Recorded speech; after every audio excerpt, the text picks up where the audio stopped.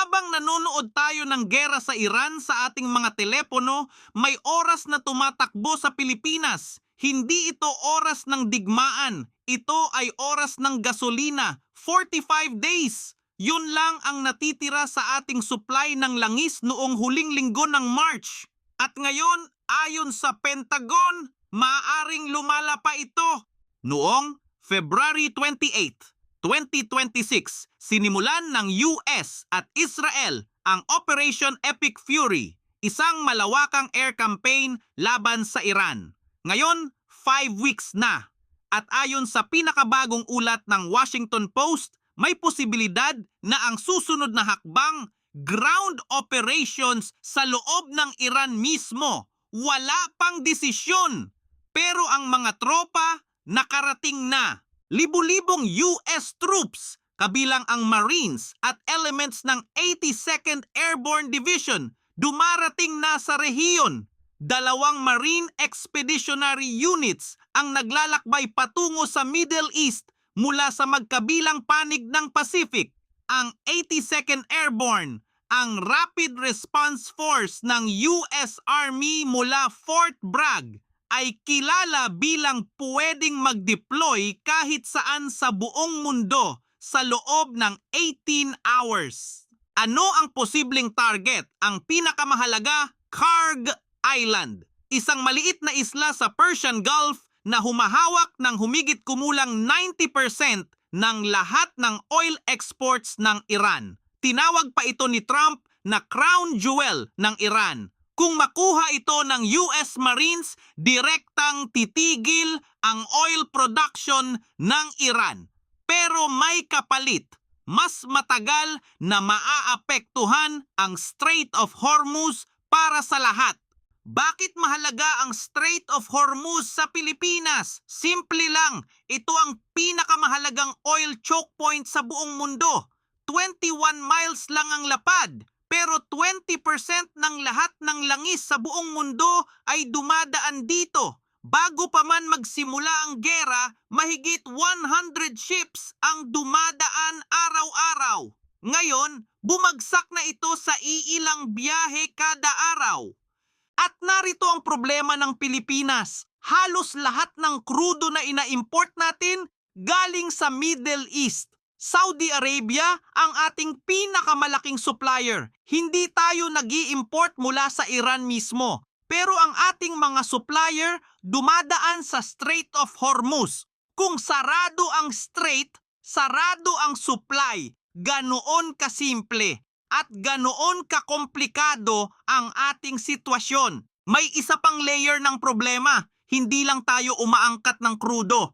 Malaki rin ang ating dependensya sa refined products mula sa ating mga kapitbahay, South Korea, Japan, Singapore. Pero kung wala silang krudo dahil sarado ang Hormuz, wala ring marirefine, wala ring maibebenta sa atin. Ayon mismo sa Department of Energy, domino effect ito.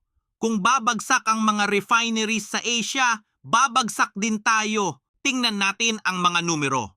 As of March 20, nasa 45 days ang ating fuel supply ayon sa Energy Secretary. Bumababa iyon mula 55 hanggang 57 days noong nagsimula ang gera. Naghahanap na ang gobyerno ng bagong supply para mapalawig ang buffer. Diesel prices, inaasahang aabot ng 134 pesos per liter. Gasoline, 112 pesos per liter. Patuloy na tumataas. Kaya naman, noong March 24, pinirmahan ng presidente ang Executive Order 110, State of National Energy Emergency, na magtatagal ng 1 year. Binigyan ito ang gobyerno ng emergency powers para sugpuin ang hoarding, mag-secure ng fuel supply, at protektahan ang mga transport workers at ordinaryong Pilipino mula sa patuloy na pagtaas ng presyo. Ngayon, babalik tayo sa posibleng ground operations. Bakit ito mas mapanganib para sa atin kaysa sa airstrikes?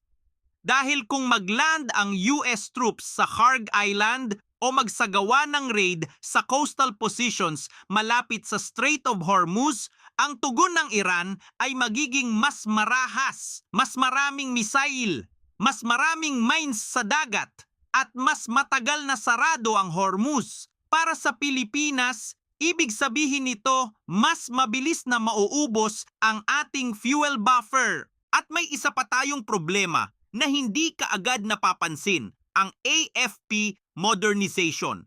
Ang budget para sa modernisasyon ng ating sandatahang lakas, 40 billion pesos ang capital outlay para sa 2026. Malaki iyon. Pero ngayon, may energy emergency. Ang pondo ng gobyerno ay napipilitan sa iba't ibang direksyon. Subsidiya para sa fuel, emergency procurement, ang modernization nanganganib na hindi mauna. Pero hindi lang ito tungkol sa budget. Ang AFP mismo ay gumagamit ng malaking dami ng fuel para sa operations. Ang ating mga barko sa West Philippine Sea gumagamit ng diesel. Ang ating mga eroplano, jet fuel. Ang ating ground convoys sa Palawan at Batanes, gasolina at diesel din. Kung mataas ang presyo ng oil, mas mahal ang bawat patrol. Mas mahal ang bawat misyon. Mas limitado ang ating kakayahang mag-operate at may mas malalim pang epekto ang ating mga plano para sa bagong kagamitan, mga misail, eroplano at barko. Karamihan ay binibili sa ibang bansa gamit ang dolyar. Pero habang tumataas ang presyo ng oil, humihina ang piso laban sa dolyar. Ibig sabihin, ang bawat procurement contract ngayon ay mas mahal kaysa noong nakaraang taon. Ang ating modernization budget, lumiit ang tunay na halaga nito bago pa man mag-sign ng kontrata. Ano ang ginagawa ng gobyerno? Una, nakikipag-usap ang Pilipinas sa Washington para sa waivers na magpapahintulot sa ating mag-import ng oil mula sa mga bansang may sanctions. Kasama sa pinag-aaralan, Russian crude at Abu Dhabi Murban. Pangalawa, ina-activate ang Uplift Committee para mag-coordinate ng emergency fuel distribution at protektahan ang mga pangunahing sektor ng ekonomiya habang naghahanap ng bagong supply. Ang tunay na panganib para sa Pilipinas, hindi ang unang epekto ng gera. Kaya nating tiisin ang ilang linggo. Ang tunay na banta kung tatagal ang ground operations. Ang Pentagon mismo ay nagsasabing weeks, not months. Pero ang ibang opisyal ay nagsasabing a couple of months. Walang siguradong katapusan.